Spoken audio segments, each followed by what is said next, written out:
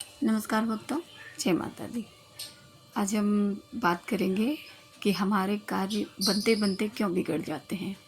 कार्य हमारे पूर्ण होते हैं, हम ऊंचाइयों पे चढ़ते हैं और अचानक ही नीचे आ जाके गिर जाते हैं। तो कार्य हमारे संपूर्ण ढंग से क्यों नहीं हो पाते हैं। तो इसका सबसे बड़ा कारण है भक्तों, हमारे कर्म जो हमसे जुड़े होते हैं जन्मों जन्म से। जैसे धर्म आपसे जन्मों जन्म तक जुड़े होंगे, वैसे ही हमारे कर्म हमसे जन्मों जन्म तक से जुड़े होते हैं। अगर हम अच्छा कर्म करते हैं तो हमारे भगवान की पूजा आराधना करते हैं, तो हमारे कर्म अगर कोई काट सकता है तो वह महामाया ही है, माता रानी ही है, आदि शक्ति ही है, जो कि हमारे दोष को काट सकती है और हमें जीवन जीने में परेशानी थोड़ी का कम सामना करना पड़ता है। नहीं तो बहुत ज़्यादा परेशानी आती है भक्तों। जैसे कि हम ये कहना चाहेंगे, कितने ऐसे भक्त होते हैं, कितने ऐसे लोग होते हैं जो सोचते हैं कि हमारा पता नहीं, हमने तो किसी का बुरा नहीं किया। कितने ऐसे हैं जो कुछ नहीं करते और धर्म भी कर रहे हैं, लेकिन उनके साथ बुरा ही होता चला आ रहा है। वह परेशान हो जाते हैं कि हमारे कार्य नहीं होते, हम पूजा पाठ भी करते हैं, दान ध्यान भी करते हैं, फिर भी ऐसा क्यों हो रहा है। जो लोग हमसे पीछे आए वह आगे निकल रहे हैं और हम वहीं के वहीं खड़े हैं। आगे जा कर के भी हम अचानक नीचे आ जाते हैं, गिर जाते हैं। तो भक्तों, मैं यह बताना चाहूँगी कि ऐसा होने से आप समझें कि वह उसका दोष होता है, कर्मों का दोष, जो उसके साथ चलता ही रहता है भक्तों। क्योंकि उसके जो कर्म होते हैं वह उसने पुनर्जन्म में अच्छे नहीं किए होते। इस जन्म के कर्म तो आपको भोगने ही हैं और पुनर्जन्म के कर्म भी पीछा बिल्कुल भी नहीं छोड़ते भक्तों। जैसे कितनी भी महिलाएं होती हैं, उनके बालक होते हैं, होते के साथ कितने के मृत्यु हो जाती है, नहीं रह पाते हैं। कितने के कुछ साल के बाद मृत्यु हो जाती है, नहीं रह पाते हैं। तो वो कितना ही ज़्यादा कष्टदायी पल होता है एक माँ के लिए, जो माँ झेलती है। तो या उसने किसी का कुछ नहीं बिगाड़ा होता। ज़रा आप भी ये सोच कर देखिए कि उस बालक ने क्या बिगाड़ा होता है जो उसकी जीवन में आते ही मृत्यु हो जाती है। वो अच्छी तरह से जीवन नहीं जी पाता है, कितने के रोग से मृत्यु हो जाती है।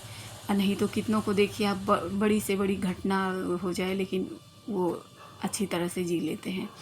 तो ये सारे हमारे कर्म ही होते हैं और भक्ति तो इसमें प्रधान रूप से महत्व रखती है, जो कि हमारे दुष्कर्मों को अगर कोई काट सकता है तो हमारे कर्म अच्छे अगर हों, हम भक्ति पूजन पाठ करें ज़्यादा, तो यह हमारे दुष्ट कर्मों को काट देती है।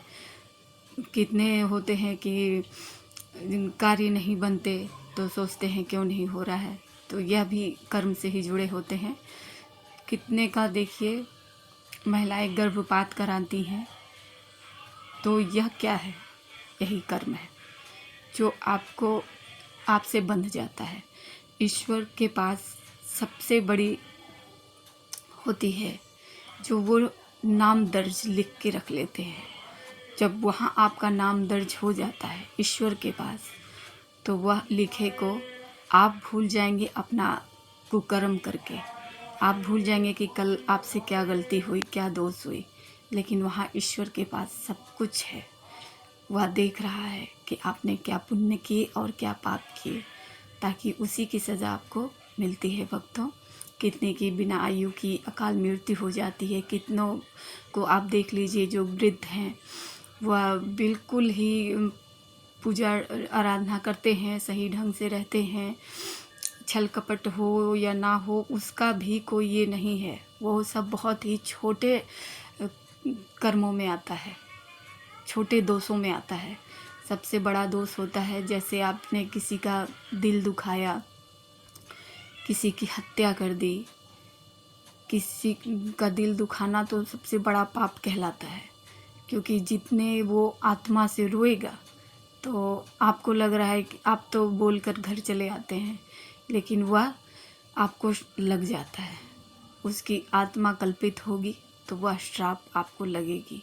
किसी का कितने लोग होते हैं, किसी के ज़मीन जगह में विवादित कर देते हैं, उनका हक मार लेते हैं, तो वो सोचते हैं कि हम तो कुछ नहीं हुआ, हम ले लिए।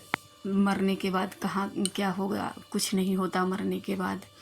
नहीं भक्तों, कहते हैं कितने लोग कि मरने के बाद क्या होता है किसने जाना, किसने देखा। जब आप पे बीतेगी, आप बीती तभी समझोगे। जैसे आपको मनुष्य जन्म बहुत ही कठिन से मिलता है।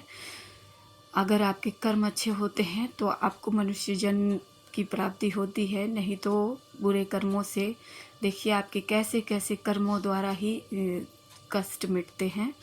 कुत्ते के जन्म होंगे, पक्षियाँ बनेंगे, बहुत तरह के जन्म होंगे, तभी आपको आपके सारे कर्म दोष समाप्त हो जाएंगे, तभी आपको मनुष्य जन्म की प्राप्ति होती है भक्तों।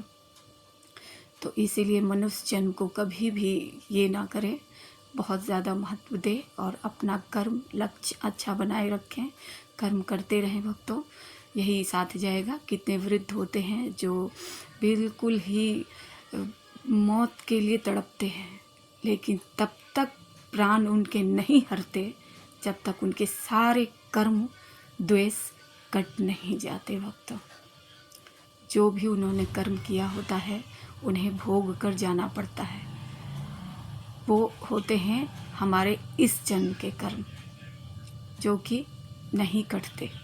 अगर आप द्वेष निंदा में रहें तो आपके वैसी मृत्यु नहीं होगी, आपको भोग कर ही जाना पड़ेगा।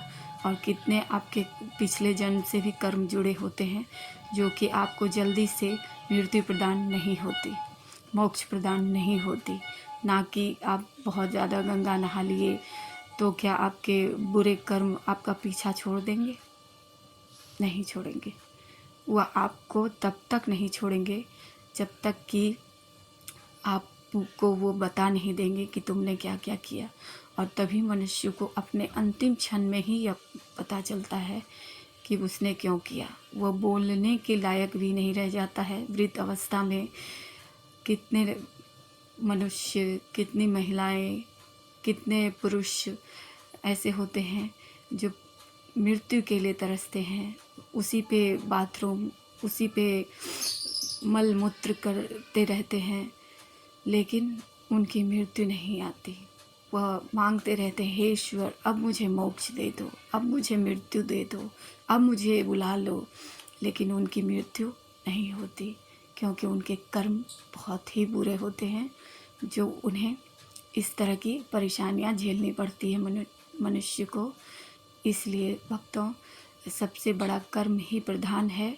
किसी का दिल ना दुखाए और पूजा भक्ति आराधना सच्चे लगन हृदय से करें, ताकि आपके जो भी कर्म से द्वेष हो वो सारे कटते चले जाए।